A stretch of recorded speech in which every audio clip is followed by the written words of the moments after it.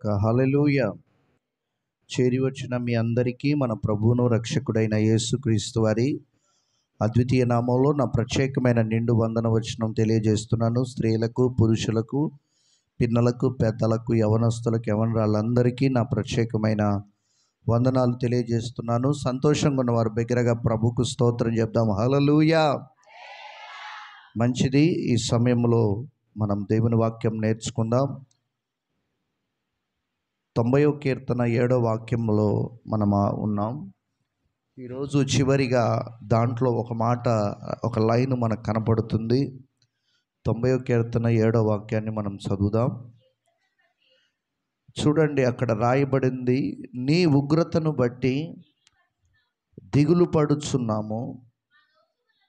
చూడండి, ఫస్ట్ మాట చదవలేదు. నీ కోపం వల్ల మేము క్షీణించుచున్నాము, నీ ఉగ్రతను బట్టి దిగులు పడుచున్నాము. లాస్ట్ మాట దిగులు పడుచున్నాము. గడిచిన 2 వారాలు దేవుని కోపం గురించి మనం నేర్చుకున్నాం. పోయిన వారం దేవుని ఉగ్రత ఎవరెవరి మీదకి వస్తుంది, ఇప్పుడు ఎలా పనిచేస్తుందని చాలా వివరణాత్మకమైన విషయాలు పరిశుద్ధాత్మ వెలుగులో మనం నేర్చుకున్నాం. ఈ పూట మనం దిగులు గురించి మనం నేర్చుకుందామంటారా? హల్లెలూయా.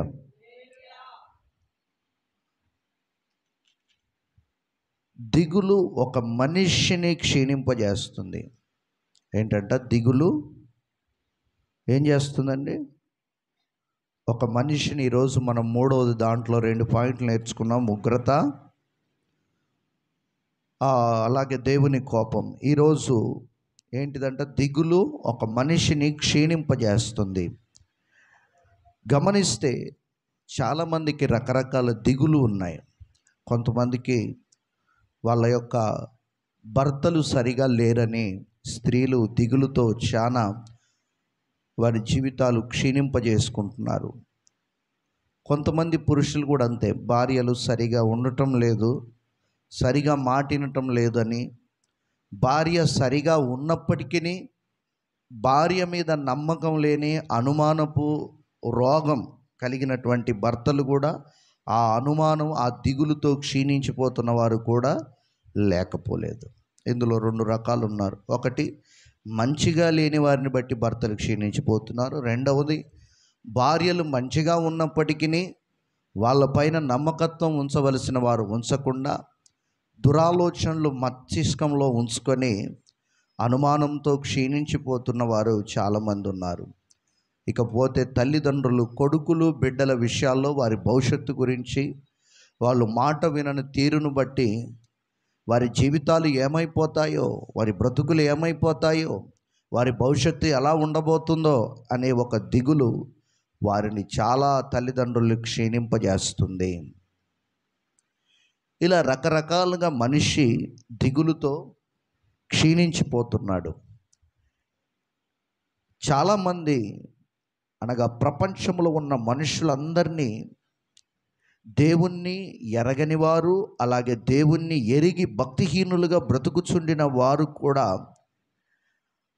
వారిని కూడా ఈ దిగులు ఏం చేస్తుందంటే మరణంలోనికి నడిపిస్తుంది. ఎవరికంట?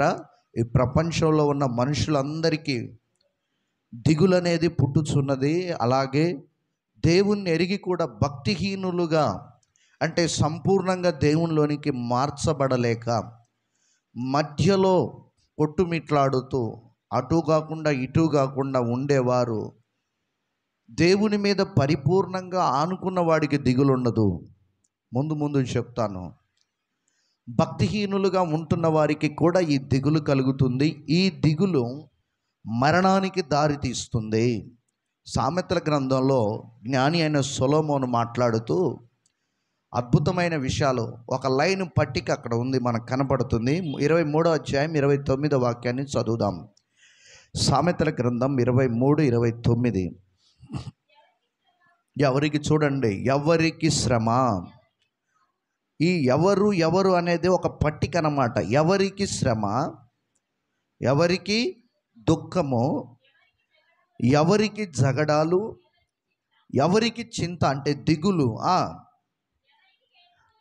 ఎవరికి హేతువు లేని గాయాలు కలుగుతాయి, ఎవరికి మందదృష్టి అంటే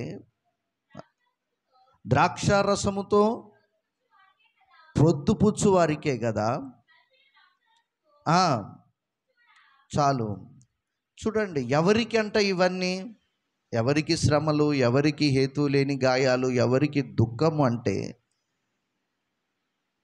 ఎవరికి చింతలు అంటే దేవుని మీద పరిపూర్ణంగా ఆనుకొనని వారు, దేవుణ్ణి ఎరగని వారికి ఈ దిగులు, ఈ వేదనలు, ఈ బాధలు వారిని క్షీణింపజేస్తున్నాయి, వారిని మరణించేలా మరణానికి దారి తీపిస్తున్నాయి. దీంట్లో మనం ఉపోద్ఘాతం కొన్ని విషయాలు తెలుసుకుంటే చాలాసార్లు మనం విని ఉంటాం. వార్తాపత్రికలో కానీ ప్రజలు మాట్లాడుతుంటే కానీ ఫలాని వారు, ఫలాని ఆమె, ఫలాని ఆయన దిగులుతోనే చనిపోయారండి, లేకపోతే వారు ఆ దిగులు పెట్టుకోకపోతే ఇంకో 10 సంవత్సరాలు 20 సంవత్సరాలు ఈ భూమి మీద వాళ్ళు బ్రతుకును కొనసాగించేవారండి అని మనం పలు సందర్భాల్లో మాట్లాడుకున్నాం, ఇతరులు మాట్లాడుకుంటే విన్నాం, వార్తాపత్రికల్లో టీవీల్లో వస్తుంటే విన్నాం. ఏమని? దిగులుతోనే చనిపోయారండి, ఆ మానసిక దిగులుతోనే చనిపోయారు, లేకపోతే ఇంకో 10 ఏండ్లో, ఇంకొక 20 ఏండ్లో వాళ్ళు ఈ భూమి మీద తమ బ్రతుకుని కొనసాగించి ఉండేవారు అని మనం మాట్లాడుకుంటూ, ఇతరులు మాట్లాడుకుంటూ ఉంటారు. వారు నశించిపోవడానికి కారణం ఏంటంట? దిగులు. దిగులు దిగులుతో మరణించాడని అంటే మనం గమనిస్తే ఇంగ్లీష్లో అంటారు, ఏమంటారు? ఇంగ్లీష్లో ఏమంటారు దిగుల్ని? నేను 8th క్లాసు. అది నువ్వెంతయ్యా? పీజీలు చేసిన వాళ్ళు ఉన్నారు ఇక్కడ, డిగ్రీ ఫైనల్ ఇయర్ కూడా అయిపోయింది, చాలామంది చెప్పట్లేరు. ఏమంటాం మనం? డిప్రెషన్లో పడిపోయారు.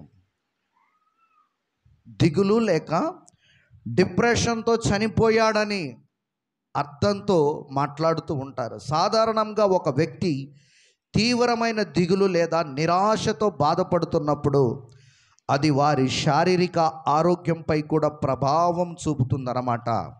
ఆ దిగులు ఏం చేస్తుందట? శారీరక ఆరోగ్యంపై కూడా చాలా ప్రభావాన్ని చూపిస్తుందన్నమాట. అలాగే దానివల్ల కొన్నిసార్లు ప్రాణాలు కూడా పోయే ప్రమాదం దాపరించి ఉంది. ఒకటి దాంట్లో మనం చూస్తే దిగులు లేక డిప్రెషన్, ఇది ఒక మానసిక ఆరోగ్య సమస్య అన్నమాట. దీనిలో ఒక వ్యక్తి నిరంతరం ఎలా ఉంటాడంటే, ఒకటి విచారంగాను, 2 నిరుత్సాహంగాను ఉంటాడు. ఇది వారి రోజువారీ జీవితంలో వారిని ఏ పని చేయటానికి కూడా ఇష్టపడనివ్వదు.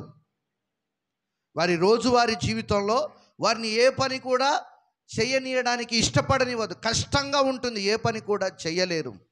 సరిగా భోజనం కూడా తినటానికి కూడా వాళ్ళకు కష్టం అవుతుందన్నమాట. ఎలా కలిగిస్తుందట? ఆరోగ్య సమస్య, విచారం, నిరుత్సాహం కలగజేస్తుంది. పని చేయటానికి కూడా కష్టంగా వాళ్ళు భావిస్తారు, వారికి ఆ రోజంతా కూడా కష్టంగా ఉండిపోతుంది. ఇక రెండవది మనం చూస్తే మరణానికి దారి తీసే దిగులు అన్నమాట. ఇది దేనికి దారి తీస్తుందట? మరణానికి. దీర్ఘకాలిక దిగులు కొంతమందికి ఏమో క్షణమాత్రము దిగులు, ఒక రోజు, ఒక పూట, 10 రోజులు, 20 రోజులు ఇలా ఉండి కొంతమంది కోలుకోగలుగుతారు. అట్లాగే ఇప్పుడు మనం ఇక్కడ కొన్ని విషయాలు చూస్తే ఇది ఇంకో లోతైనటువంటి డిప్రెషన్లోకి, దిగుల్లోనికి వెళ్ళిపోయినటువంటి వ్యక్తులకు అది మరణానికే దారి తీసే దిగులు అన్నమాట. దీర్ఘకాలిక దిగులు అంటారు దీన్ని. ఒక మనిషి శారీరక ఆరోగ్యానికి కూడా ఇది ఏం చేస్తుందంటే ఆ హాని కలగజేస్తూ కొందరిలో ఇది ఏ జబ్బులు తీసుకొస్తుందంటే గుండె జబ్బులు, నిద్రలేమి, ఇతరితర మనకు తెలిసినటువంటి రకరకాల అనారోగ్య సమస్యలన్నిటిని కూడా తీసుకొస్తుంది. ఏంటిది? దిగులు. అందుకనే డాక్టర్ మిమ్మల్ని పోగానే దేని గురించి బీపీ పెరిగిందంటే ఏం ఆలోచిస్తున్నాం అంటారు. అబ్బే మేమేం ఆలోచించడం లేదండి పెద్దగా అంటావు, కానీ నీకు తెలియకుండానే నీ ఆలోచనలు ఎక్కడికో నువ్వు ఆలోచన చేయట్లే, కానీ నీకు తెలియకుండానే నీ ఆలోచనలు ఎక్కడో సంచరిస్తున్నాయి అన్నమాట. అందుకని మనం ఏమంటాం, అబ్బే అట్లాంటిది ఏమీ లేదండి అని అంటాం. కారణం ఏంటంటే అది ఏం కలగజేస్తుందట? గుండె జబ్బులు, నిద్రలేమి, ఆకలి లేకపోవటం వంటి ఇతర ఆరోగ్య సమస్యలకు అది దారితీస్తుంది. కొన్నిసార్లు దిగులుతో బాధపడుతున్న వ్యక్తులు ఆత్మహత్యకు పాల్పడడానికి ఇష్టపడతారు. మొన్న ఒక సోదరుడు చెప్పాడు, రాత్రంతా నిద్ర ఉండటం లేదు, గుండెల్లో భయం అవుతుంది, చచ్చిపోవాలనిపిస్తుంది, చచ్చిపోతే బాగుంటుంది, సూసైడ్ చేసుకుంటే బాగుంటుంది అనిపిస్తుందని అంటున్నాడు. దీనికి కారణం ఏంటంట? దేవునికి దూరం అయిపోతే ఏమైందంట? దిగులు. ఏమొచ్చిందంట? దిగులు, బాధ, చింత, డిప్రెషన్. ఏమేం కలగజేస్తుందట? గుండె జబ్బులు, నిద్రలేమి, మానసిక అనారోగ్య సమస్యలు, అట్లాగే ఆత్మహత్యకు పాల్పడే ఆలోచనలను ఈ దిగులు కలగజేస్తుంది. మీలో ఎవరికైనా దిగులుంటే ఈరోజు చంపేయండి దాన్ని. హల్లెలూయా, హల్లెలూయా. ఒక వ్యక్తి తన ప్రియమైన వారిని కోల్పోయినప్పుడు కూడా వారు దిగులుతో ఆలోచిస్తుంటారు. ప్రియమైన వారిని కోల్పోయినప్పుడు కూడా దిగుల్లో వాళ్ళు రకరకాలుగా క్షీణించిపోతుంటారు. అలాగే ఆర్థిక సమస్యలతో, అప్పుల బాధతో బాధపడుతున్నప్పుడు వారు తీవ్రమైన దిగులుకు గురవుతారు. ఆ దిగులు కారణంగా వారు సరిగ్గా తినలేక కూడా పోతారు, వారు నిద్ర కూడా సరిగా పోరు, వారి శారీరక ఆరోగ్యానికి హాని కలుగుతుంది. చాలామంది ఆ మానసిక వ్యాధితో, ఆ డిప్రెషన్తో ఏం చేస్తున్నారంటే ఆలోచించి సరిగా తినక శరీరం బలహీనపడి అనేకమైనటువంటి రోగాలు సంభవించి వైద్యం చేసిన వికటిస్తుందన్నమాట. ఏం చేస్తుందట? దిగులు ఉన్న వారికి వైద్యం చేసినా పని చేయదు, వికటిస్తుంది. కారణం ఏంటంట? వారు ఆ దిగుల్ని మర్చిపోయి సరైనటువంటి ఆ వైద్యానికి తగినటువంటి పోషక ఆహారాన్ని తీసుకోలేకపోతున్నారు. దానివల్ల వైద్యులు వైద్యము చేసినా సరే వికటించి చాలామంది చనిపోతున్నారు. కారణం ఏంటంటే దిగులు. ఎవరెవరికి ఏ దిగులు ఉంది ఇక్కడ చేయొద్దండి, యథార్థంగా చెప్పండి. దిగులు, ఏమేం దిగులు ఉన్నాయి మీకు? ఇల్లు కట్టుకోలేదని దిగులుందా? పిల్లల పెళ్ళిళ్ళు కావట్లేదని దిగులుందా? పిల్లలకు పిల్లలు పుట్టలేదని దిగులుందా? లేక అప్పులయ్యాయని దిగులుందా? ఆస్తులు తరిగిపోతున్నాయని దిగులుందా? లేక సరైన జీవనం కొనసాగించలేకపోతున్నాను దిగులు పడుతున్నారా? లేక అనారోగ్య సమస్య ఇది నాకే ఎందుకు సంభవించిందని ఆ రోగాన్ని తలుచుకుంటూ దిగులుతో బాధపడుతున్నారా? లేక నాకే ఎందుకు ఇన్ని సమస్యలన్నీ నా ఒక్కడి మీదకి వచ్చి వాళ్తున్నాయని ఈ దిగులుతో క్షీణిస్తున్నారా?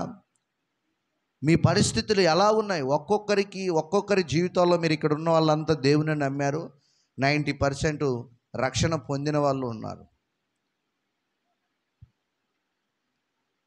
మీ పరిస్థితులు, స్థితిగతులు ఏంటి? మీకు కలుగుతున్న సమస్యలు, మీకు కలుగుతున్న అనారోగ్యాలకు కారణం ఏంటంటే మీకు దిగులు. ఎవరిలో? అందరిలో ఒక్కొక్కరికి ఒక్కొక్క దిగులు. ఆ దిగులుతోనే మీ జీవితాల్ని పాడు చేసుకుంటున్నారు. హల్లెలూయా. ఇక మనం గమనిస్తే 4వదిగా దిగులు ఒక మనిషిలో కలగడానికి కారణాలు ఏంటో మనం చూద్దాం. అందరూ చెప్పండి, దిగులు, అసలు ఈ దిగులు ఒక మనిషిలో కలగడానికి కారణాలు, అసలు కారణాలు ఏంటి?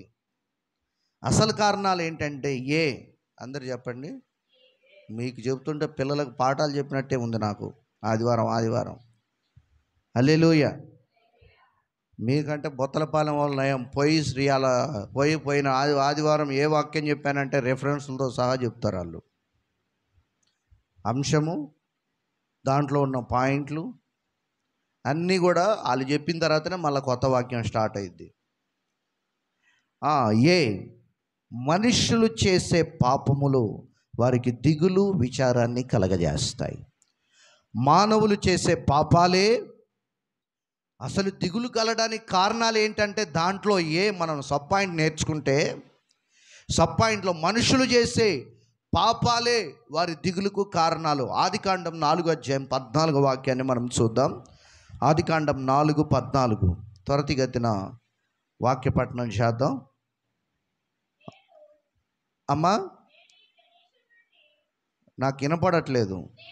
నేడు ఈ ప్రదేశము నుండి నిన్ను వెళ్ళగొట్టి తిని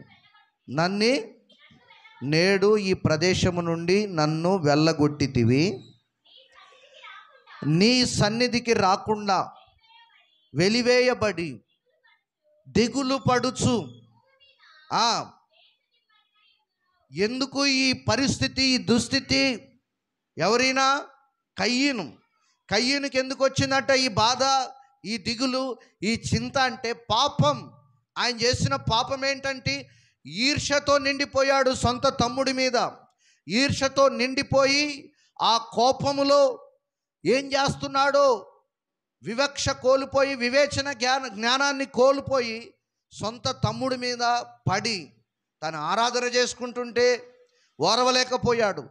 తన పొలములో నమ్మకంగా తన పని తను వంగబడి తన పని తను చేసుకుంటుంటే పని చేసుకుంటున్న వాడి మీద హఠాత్తుగా పడి తనను నరికి చంపేశాడు.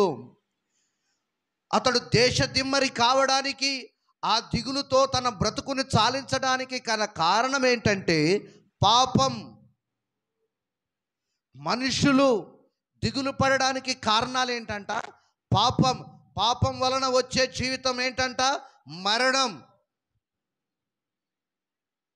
ఆయన సన్నిధిలో నుంచి వెలివేశాడు దేవుడు. కారణం ఏంటంటే ఒక నిరపరాధి రక్తాన్ని చిందించాడు. ఈరోజు దేవుని బిడ్డలుగా పాపానికి మనం 10 మైళ్ళ దూరాన నిలబడాలి. యోసేపు వలె. ఎక్కడ నిలబడాలి? పాపానికి 10 మైళ్ళ దూరంలో నిలబడాలి. నిన్న ఒక సోదరుడు నాకు ఒక వీడియో చూపించాడు. మన సంఘస్థులకు సంబంధించింది ఒక వీడియో చూశాడు. మీరు ఎక్కడెక్కడ ఏం చేస్తారో నేను తెలుసుకోకుండా దేవుడు నాకు తెలియజేస్తాడు. ఎందుకో మరి తెలియదు నాకు.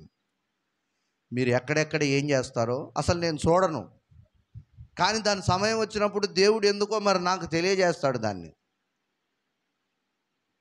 ఒక సోదరుడు తన స్నేహితుడి యొక్క వివాహానికి వెళ్ళి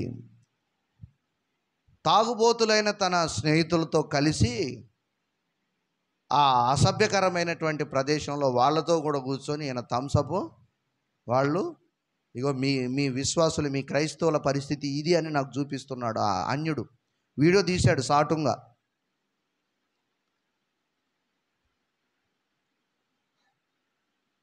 చూపిస్తూ వాళ్ళు తాగి దేవుని నామాన్ని హేళన చేస్తున్నారు. వాళ్ళు తాగి వీడొక్కడే ఉన్నాడు అక్కడ, వాళ్ళందరూ అన్యులు, వాళ్ళందరూ కూడా దేవుని నామాన్ని వ్యర్థంగా ఉచ్చరిస్తున్నారు. గల కారణం ఇతగాడు కాదా? దానికి కారణం ఇతగాడు కాదా? అసభ్యకరమైన మాటలతో వ్యంగ్యంగా దేవుణ్ణి దూషిస్తున్నారు. పాపానికి 10 మైళ్ళ దూరంలో మనం ఉండాలి. ఎక్కడుండాలి? 10 మైళ్ళ దూరంలో నిలబడాలి యోసేపు వలె. అప్పుడు మనకు దిగులు ఉండదు. కష్టాలున్నా, ఎన్నో వేదనలు మనల్ని వెంబడిస్తున్నా మనకు దిగులు అనేది ఉండదు. ఎందుకు ఒక మనిషికి దిగులు కలుగుతుంది మనుషులందరికంటే? పాపం. పాపానికి దగ్గర అవుతున్నారు, దేవునికి దూరం అవుతున్నారు. ఆ పాపం వలన మరణాలు సంభవిస్తున్నాయి.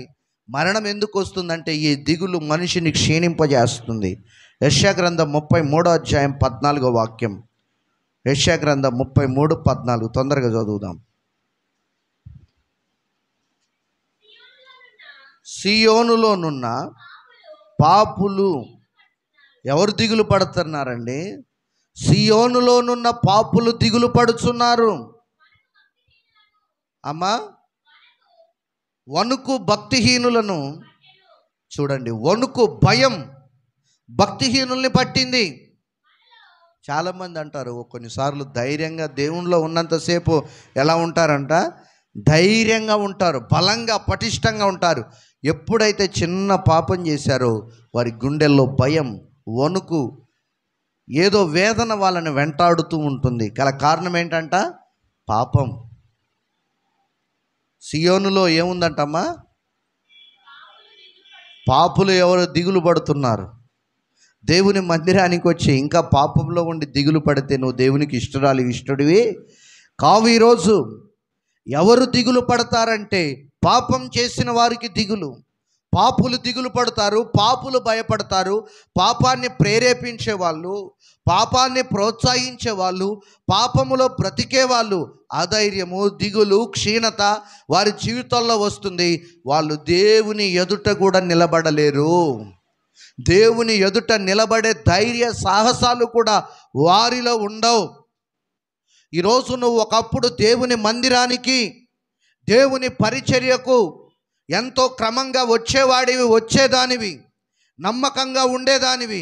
ఇప్పుడు రాలేకపోతున్నావు. గల కారణం ఏంటంటే ఏదో పాపము నిన్ను పట్టుకుంది, జాగ్రత్త. ఏదో పాపములో నీ కాలు చిక్కుబడింది, జాగ్రత్త. ఏదో పాపానికి నువ్వు తల వంచావు, జాగ్రత్త. ఏదో పాపానికి నువ్వు దాసురాలై ఆ పాపము దగ్గర రాజీ పడ్డావు, జాగ్రత్త. ఆ పాపం వల్ల నీకేం కలుగుతుందంటే భయం కలుగుతుంది. ఆ పాపం వల్ల నీకేం కలుగుతుందంటే నీ దేహమంతా ఆకలి లేక భోజనం చేయడానికి ప్రాణము సహించక ఆ పాపము నిన్ను రోజు రోజుకి క్షీణింపజేస్తూ మరణానికి పాత్రుడిగా చేస్తుంది, జాగ్రత్త.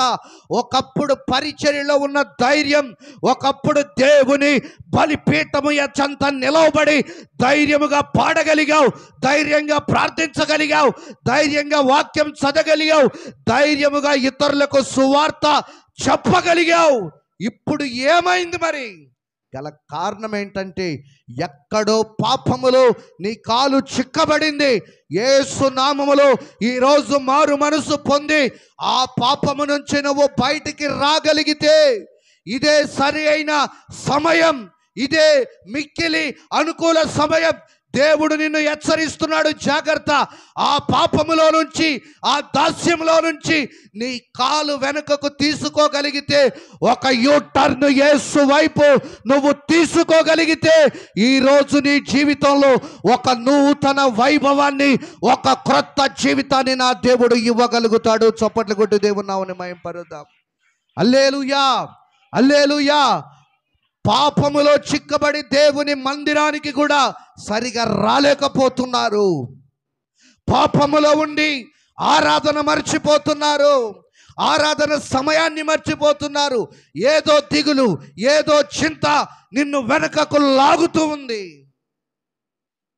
నిన్ను వెనుకకు లాగి ఆ క్షీణితలోనికి, ఆ పాడైపోయే పతనపోయే బ్రతుకులోనికి నిన్ను తిరిగి రాని లోకాలలోనికి నెట్టివేస్తుంది. ఈరోజు మారు మనసు పొందు, మర్యాదగా. ఎలా అంట? మర్యాదగా, అంతే.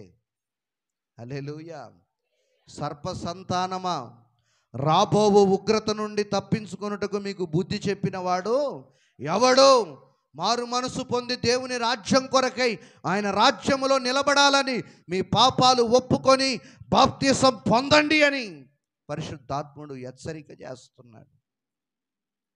హల్లెలూయా, హల్లెలూయా. పాపం ఏం చేస్తుందంట? మనిషిని దిగులుతో క్షీణింపజేస్తుంది. పాపమే. పాపాన్ని విడిచిపెట్టాలి. ఇక బి, దేనివల్ల దిగులు వస్తుందట?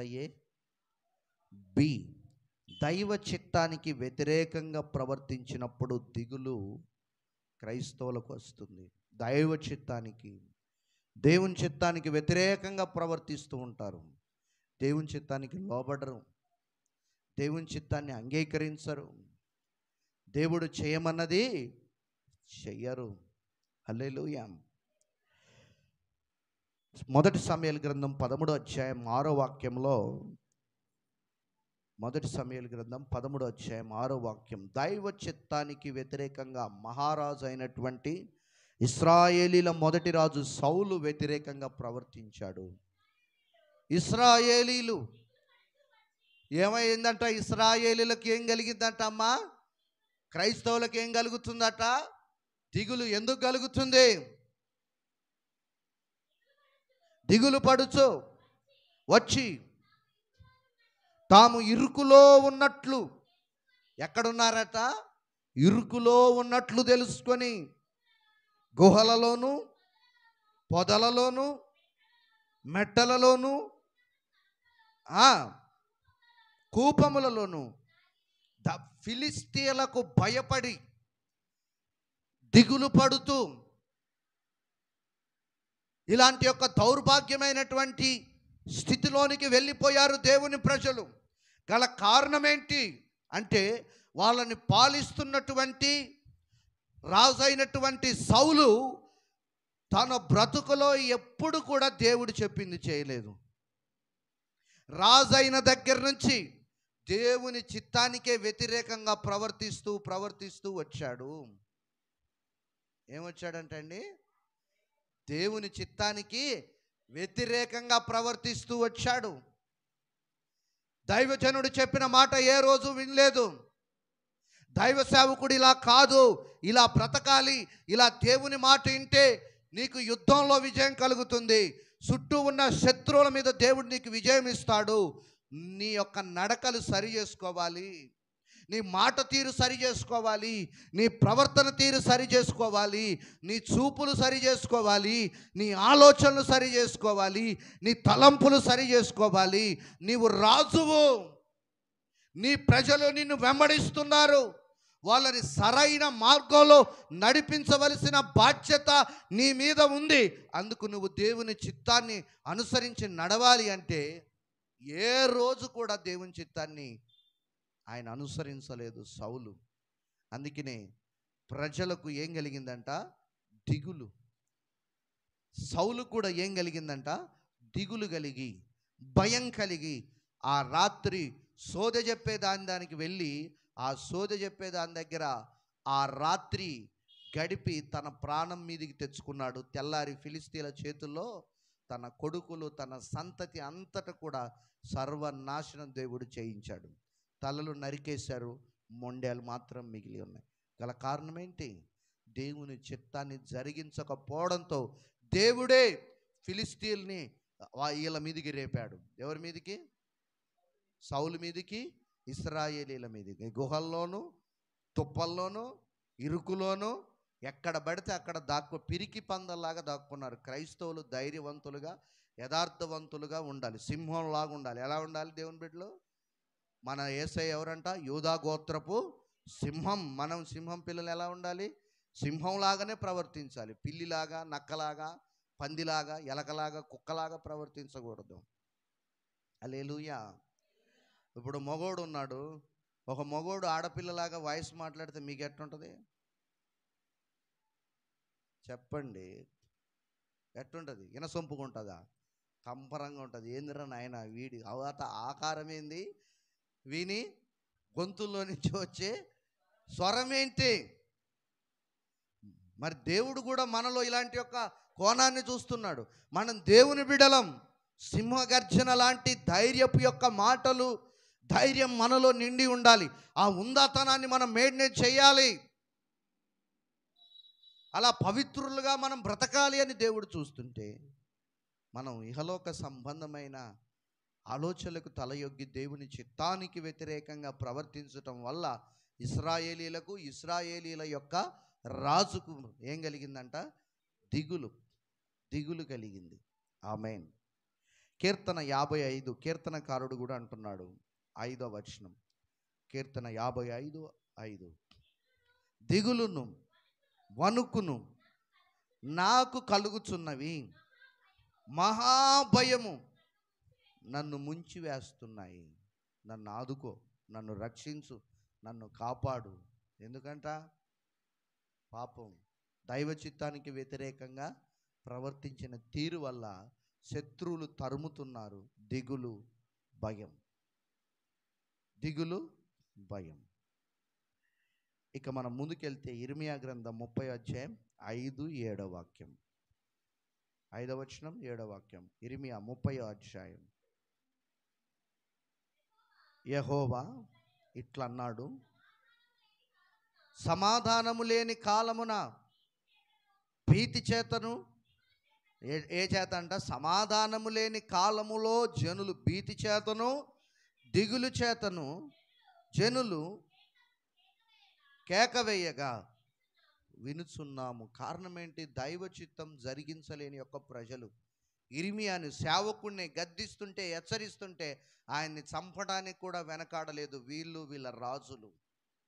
దేవుని ప్రత్యక్షత పొందుకొని, దేవుని వార్తని అందుకొని, మీరు చేస్తుంది తప్పు, దేవుడు ఇది సహించటం లేదు, మీ మార్గాలు సరిచేసుకోండి, మీ బ్రతుకులు మార్చుకోండి, మీరు దేవుడు ఎన్నుకోబడ్డ ప్రజలు, మీ పితరుల దేవుడు సర్వశక్తిమంతుడు, మీరు ప్రవర్తించవలసిన తీరు ఇది కాదు అని ఇర్మియా ప్రవక్త ఎన్ని మార్లు మీరు దైవ చిత్తానికి లోబడండి, వ్యతిరేకంగా ప్రవర్తించొద్దని చెప్తూ వచ్చినా సరే దైవ సేవకుని చంపడానికి కూడా వెనకాడని యొక్క దుష్ట ప్రజలు అన్నమాట వీళ్ళు.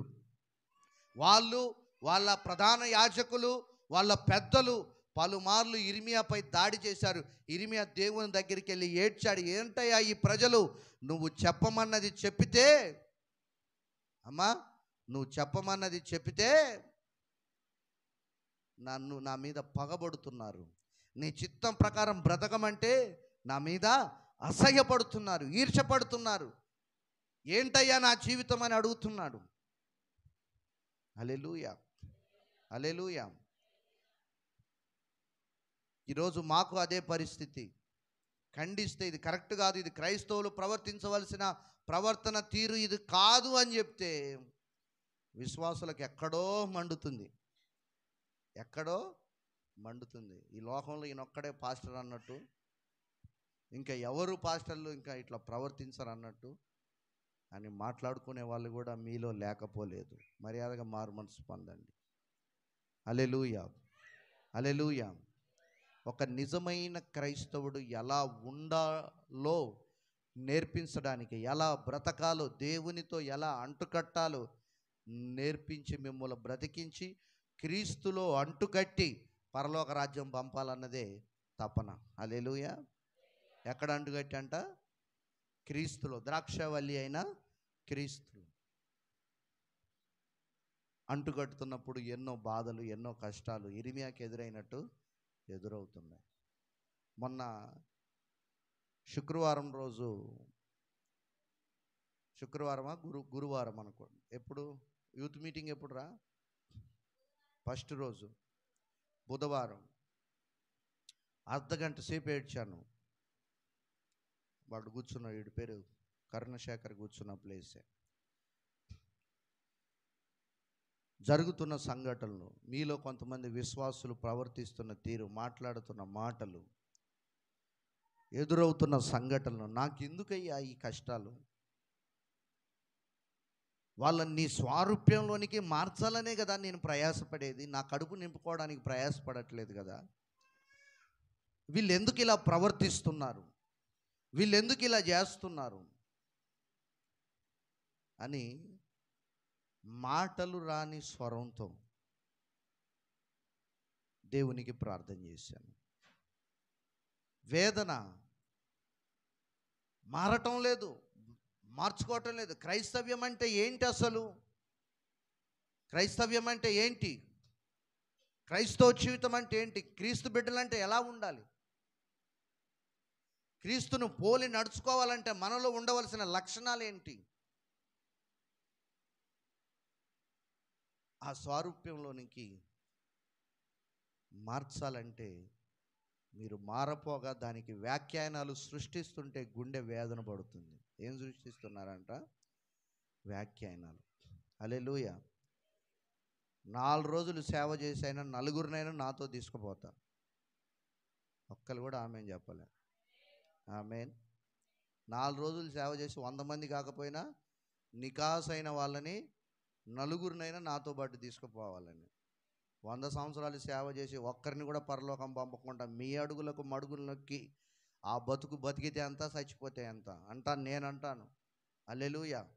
అందరితో చివాట్లు తిని అయినా మిమ్మల్ని చెక్కి అయినా ఒక శిల్పిలాగా చెక్కి ఒక శిల్పంగా క్రీస్తు పోలికలో ఎన్ని తిట్లు అవమానాలు ఎదురైనా మీరు చేస్తున్న వాటి అన్నిటినీ ఖండిస్తూనే ఉంటాను తుది శ్వాస వరకు. మీ అడుగులకు మాత్రం అడుగులు ప్రాణం పోయిన నొక్కను మీరు ఎవరు ఒక్క రూపాయి ఇవ్వకుండా బాధపడను. ఆమేన్. నన్ను తిట్టాడు కాబట్టి, నేను చేసిన దానికి సపోర్ట్ చేయలేదు కాబట్టి నేను అయ్యగారికి కానుకియను. హల్లెలూయా. నీవు కాకపోతే కాకితో పంపుతాడు. దేంతో పంపుతాడంట?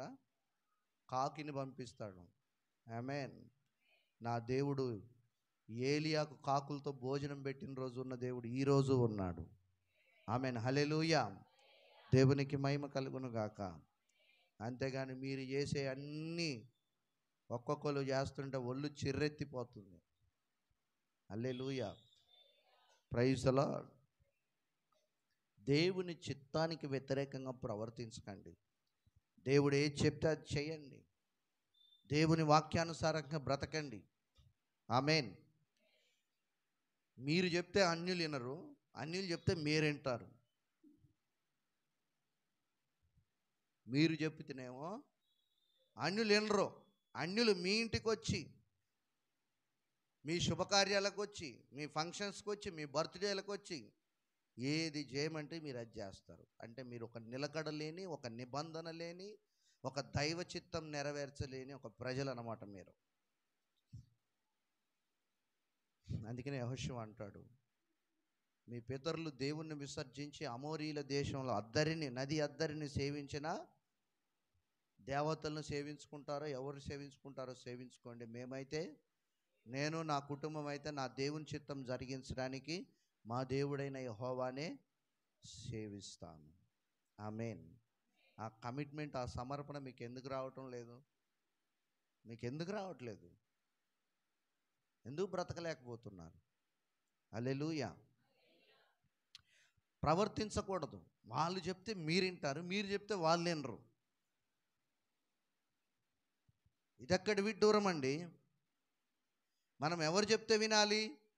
దేవుడు చెప్తే వినాలి, దైవజనుడు చెప్తే వినాలి. మొన్న కార్డులకు ప్రార్థన చేయడానికి దాసారం పోతే పసుపు నూనె పట్టుకొని వచ్చింది. మర్యాదగా ఆడబెట్టన్నా.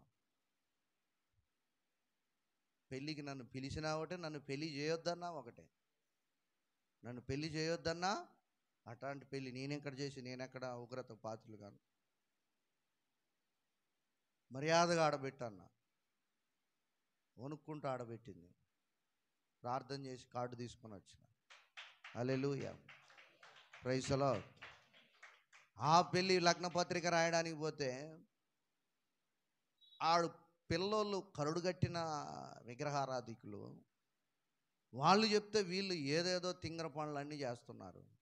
శాంపాశ్రాల సంఘస్థురాలు, ఒక సంఘస్థుడు వచ్చి అంటాడు కదా, మంచి రోజు చూడమన్నాడు. మాకు అన్ని మంచి రోజులే అన్న. హల్లెలూయా.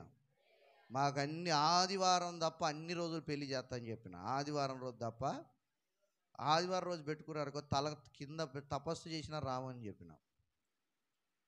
ఆదివారం రోజు తప్ప అన్ని రోజులు మంచి రోజులే మాకు అని ఒక ఆయనకు, శాంపాశ్రాల సంఘస్థుడికి, సంఘ పెద్దకు పిచ్చి క్లాస్ వీకిన.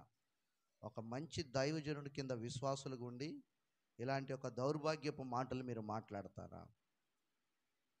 అమావాస్య రోజు అంటే పెళ్లి చేయకూడదు. ఏమవుతుంది?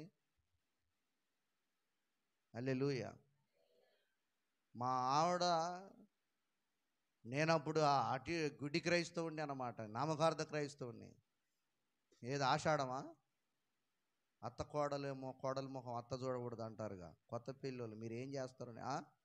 ఆషాఢమేనా? ఆషాఢంలో మా భార్యని ఫస్ట్ రోజు తీసుకెళ్ళాను. నేను అన్నగా మా ఆవిడ లేకుండా నేను అరక్షణం కూడా ఉండలేను. మీ అమ్మకు కీడు జరుగుద్దన్నమా. ఏం జరగదు, తీసుకురారన్నాను.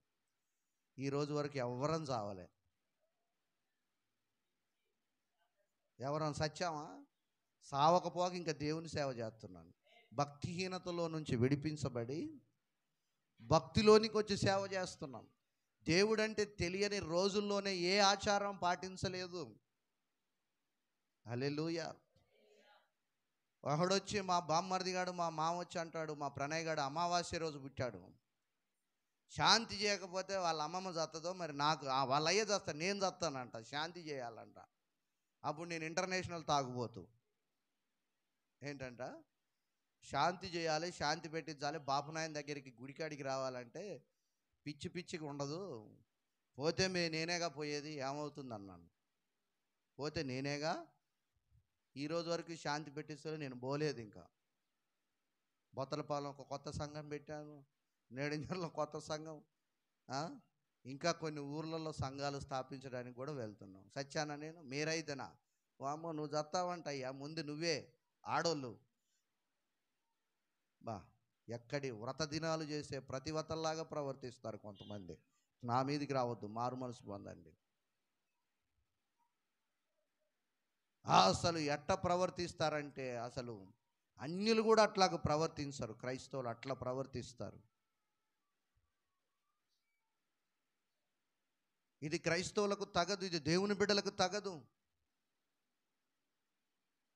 వాడేమన్నా పోయాడా అమావాస్య రోజు పుట్టి?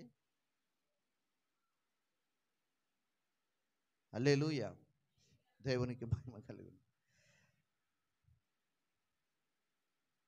అమావాస్య రోజు పెళ్లి చేస్తే ఏమవుద్ది అన్నాను. నాకు చెప్పు, ఏమైద్ది చెప్పు అన్న.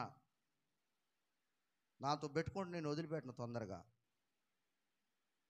ఏమవుద్ది చెప్తేనే వదిలిపెడతాను. అదే అంటే మంచిది, అదే ఏమవుద్ది చెప్పు అన్న. దానికి సమాధానం లేదు. హల్లెలూయా. ఆఖరికి దేవుడు అనుకున్నదే డేట్ ఫిక్స్ అయింది. 3 డేట్లు మరుచుకున్నారు. దేవుడు ఊరుకుంటాడా?